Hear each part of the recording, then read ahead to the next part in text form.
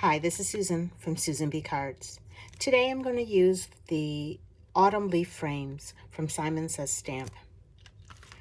It's a one-piece die set, and it cuts out a frame and then this outline of some leaves that are in the corner.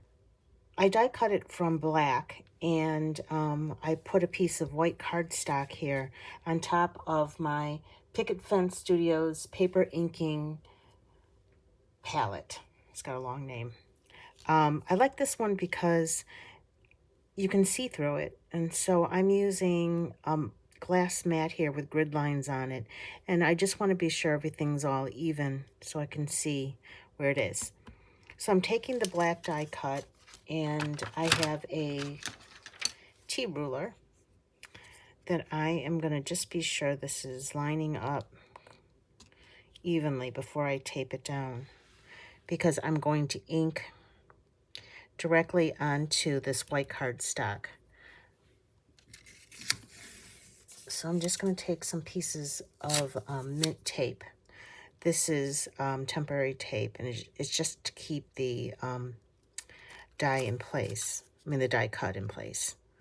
So, and I am going to take the negative space for this main part here, because I don't want to put any ink there. And I'm just going to place this right back in like a puzzle piece. And that should keep my piece fairly clean.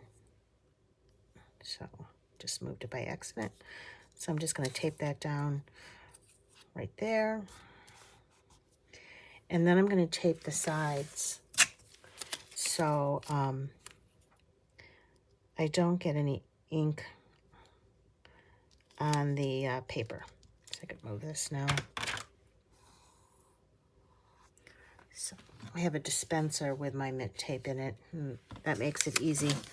Before I had the dispenser, I was constantly looking for the tape, because it was just a small roll. So I'm just going to go ahead and stick this down. Just trying to keep it pretty much flat.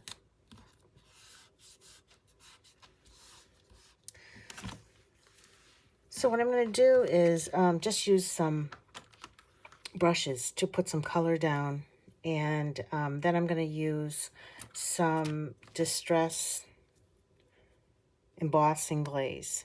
So with this, you can see through it a bit. It'll have just like a tint of the green, or this is called Cracked Pistachio. It'll have a tint of the green, but basically you could see through it. So I'm going to put some ink down in a similar color or the exact color. I don't have, exactly matching colors for these. So Distress ink stays wet for a little bit so that you can put some embossing powder, or in this case, the embossing glaze down, and then I can go ahead and heat it. So I'm going to try to keep most of the colors separate, but since these are fall leaves, it doesn't really matter if it, overlaps a bit, because like on leaves, there's different colors. And you can, in fact, do that as well. You can just put, a little bit of orange on this one and a little bit of yellow on the same, in a different spot. And then you could use clear embossing powder too and get the same effect. So I'm going to start that. I'm going to go get my inks, and I'll be right back. I'm using the small Distress ink pads just because I have more colors in these, but I also have the Distress Oxides in full-size pads, which I could have used too. I'm using, for this one, these paper Pouncers, and these are also from Picket Studio, and they come in a box, and they're multi-colored handles, so you can use one for each color family if you want to keep them separate. I also have some of these blending tools, and they also have colored handles. So this one is Fossilized Amber.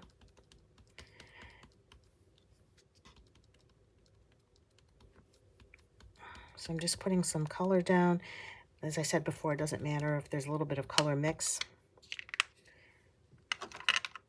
And then I'm going to quickly go ahead and pounce the rest of the colors. And I'm going to stop talking so that I can speed this up.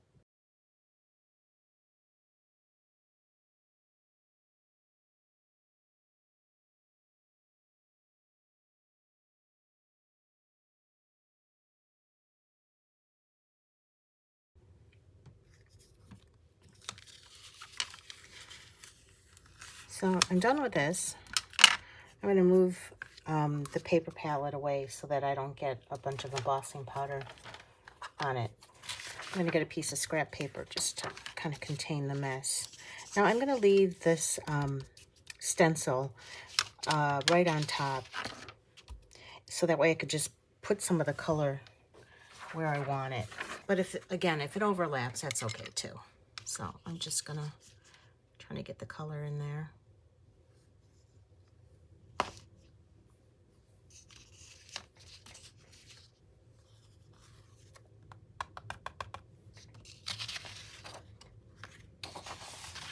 Trying to conserve the powder. Put that back. There's so much of it in here. I'm not too worried about that. Now you could go ahead and heat emboss after each color.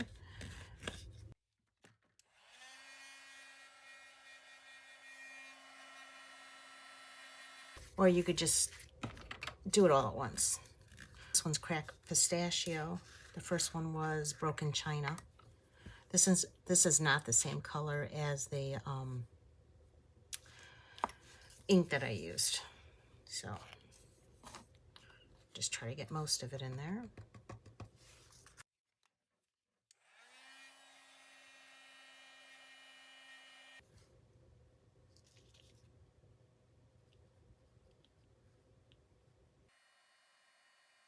Okay, I feel like the ink is starting to dry because I'm not getting that much adhesion there. So I'm just going to re-ink that area. I re-inked and put more embossing powder on this Crackling Campfire area. I'm going to do the same thing with the yellow. I don't have yellow, so I'm just going to use this pinkish color. It's Tattered Rose.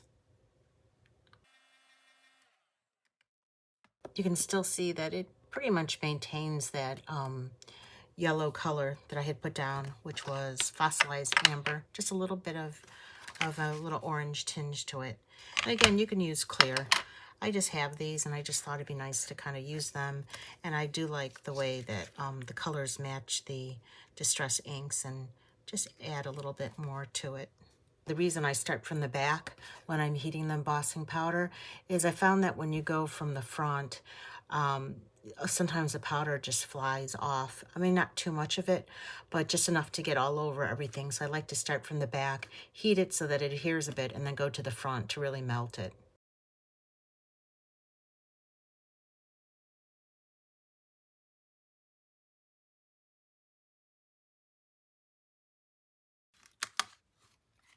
So there we go. Here's the piece that I cut out, and I layered it on top of another one. And this is 110-pound black cardstock. So I'm just going to attach it here onto this ink blended and embossed panel that I did.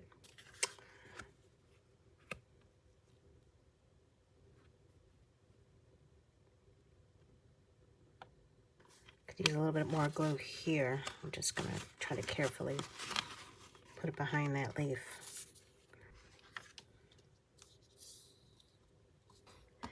And then you have these 3 sentiments, and they say thanks, hugs, and hello. So I have my outline glued on, and then there's this piece and this piece that also get cut out from the one die. And you can have it look like this, or you can remove that piece and then just have it like this. I like this, or I like it plain. So I haven't decided which.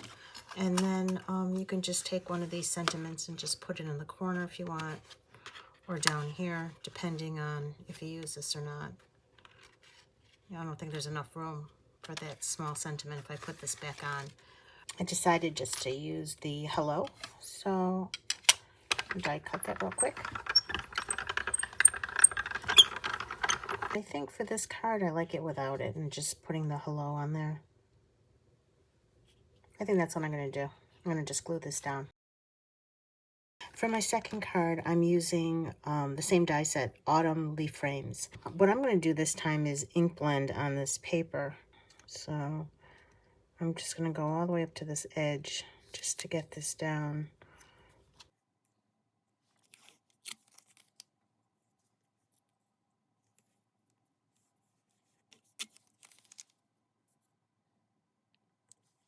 So I just want to keep my border clean.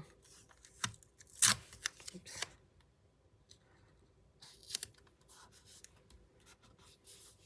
I'm going to be using Distress Oxides in Shabby Shutters, Scattered Straw, and Dried Apricot. I wanted to divide my ink blending into thirds, so I started in the middle with the Scattered Straw. I wanted to avoid mixing the Shabby Shutters with the Dried Marigold because I didn't think mixing those two colors would be good, and both of them work well with the yellow tone.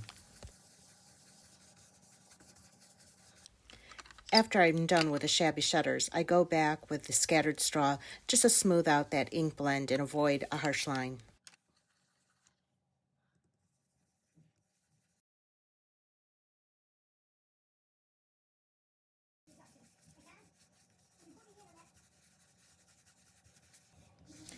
Once again, I go back with the Scattered Straw just to smooth out that ink blend.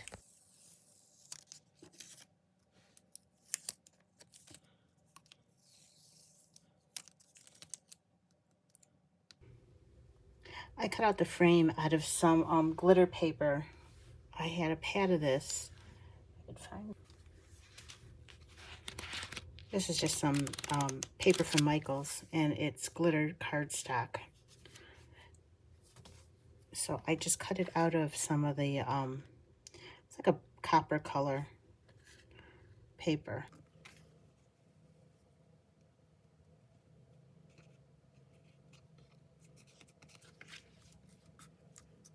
I did die cut it twice, once from black paper, and then I put the glitter cardstock right on top. So I ended up putting this together by taking another die cut and just flipping it or turning it so that there are two. So it fit exactly. I didn't have to trim it or anything. You could see here, you know, the leaves touch, but basically it fits all together.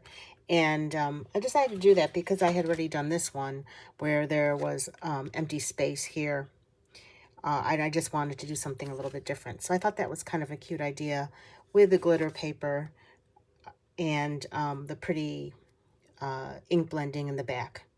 So for those two, I'm done. For my last card, I decided to take some acetate and put some alcohol ink on the back.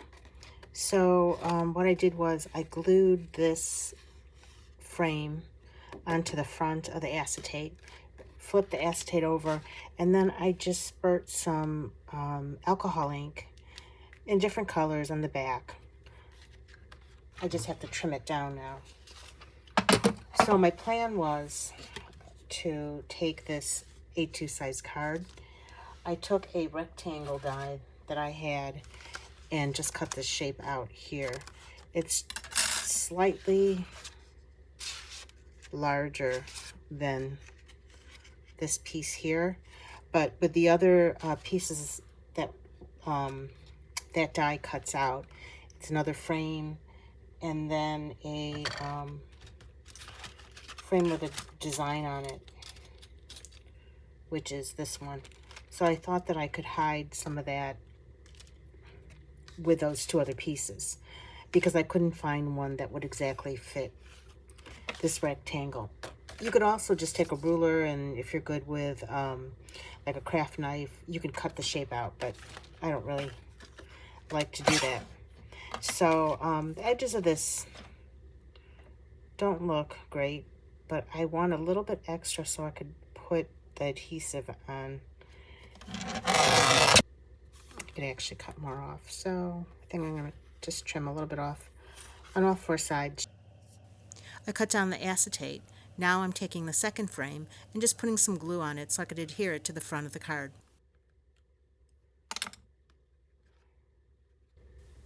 I like to use red tape to attach the acetate onto the card. I feel like it's more secure than glue.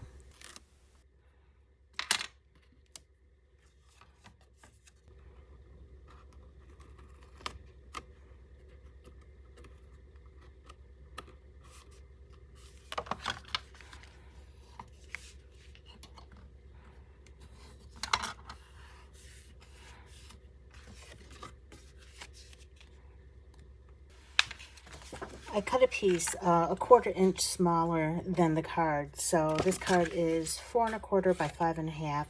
I cut this piece at 4 by 5 1/4 so that I could cover the back of this and just have a small border around the edge so I don't have to worry about it sticking out. So I put more of that red line tape on the back here, and I'm just going to attach that quickly.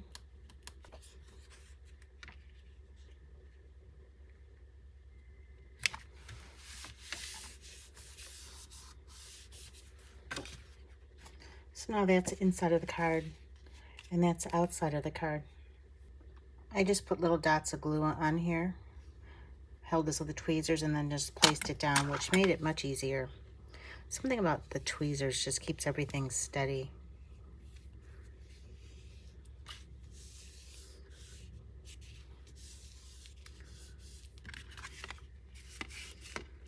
Okay, that's pretty good. That's a third card that I made with the same die set. If you'd like to see the supplies that I used, I'll list them below the video in the description or on my blog at susanbcards.blogspot.com. Thanks for watching.